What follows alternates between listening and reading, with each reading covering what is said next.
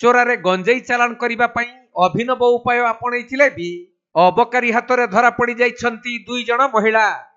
तबे पुरुष लोक माने गंजेई चालान कले काले धरा पड़ी जिबे सेथिपई दुई जण महिलांकु व्यवहार करा जाइथिला।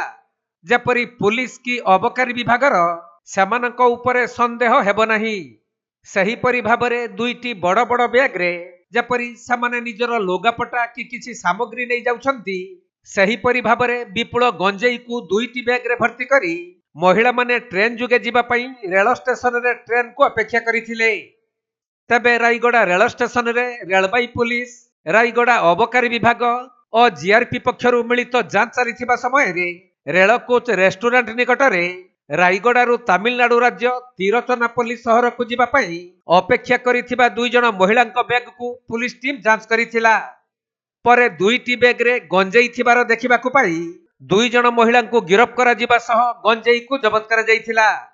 आउ रायगड़ा जिला अबकारी विभाग उपस्थिति रे जबत गंजेई को ओजन करा जिबारु ताहा 20 केजी 320 ग्राम होइथिला।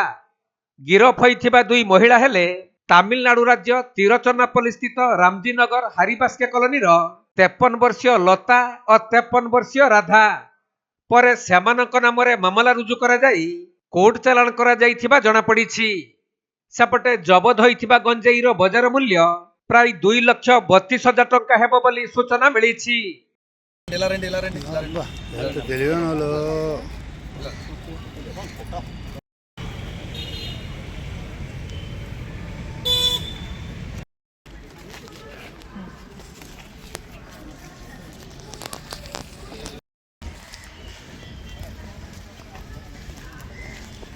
रायगड़ा जिल्लारू प्रफुल्ल कुमार बेहेरांक रिपोर्ट, कोणार्क लाइव।